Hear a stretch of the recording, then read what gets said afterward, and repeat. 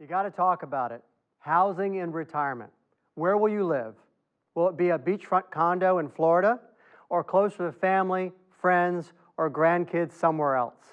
Where and how will you get the support and assistance you may need as you age? It's not unusual for couples to disagree on these decisions.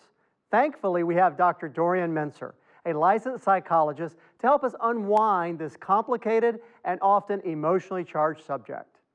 Who are we going to be able to count on to help us, if anybody? Exactly. Or what other safety nets do we need to kind of build in for ourselves? There can be a lot of conflict around that. And even if it's a long-term marriage, there still can be conflict about, well, I want money to go to my alma mater, and I want money to go to my children. And they're very important conversations to have. And I deal with this and address this on a weekly basis. I'm sure that you all do, the time yeah. with existing clients or prospective clients. Right. This is part of the conversation, and it needs to be candid. And it's one of the reasons why I always insist that if I'm working with a person who's in a couple relationship, I always say, they both need to be involved, because we need to make sure we get all this put together. And I can't tell you how many times that I've put the financial picture up on the screen, and one of the members of the couple goes, "Oh, look at that. Look at all that." Right. So, well, and I mentioned my parents having they bought the home in North Carolina.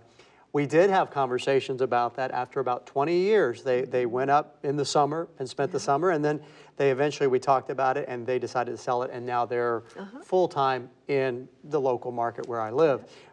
But that conversation wasn't something important we needed to have. And so couples number 8 on our list is, where do you want to live? How do you want to live? And how are you going to pay for it? If you're going to have that second home, that's going to have some cost. If you're going to rent or you're going to travel, all of these things have costs, and they need to be built into the overall financial plan. And even if you want to stay where you are, there may be costs to make the house more accessible as your needs change. Sure. It's part of where that puzzle, I think, is so important. And I do think that the finances underpin a lot of it. But the where do I want to live can be a big, difficult conversation too, because people don't always see eye to eye.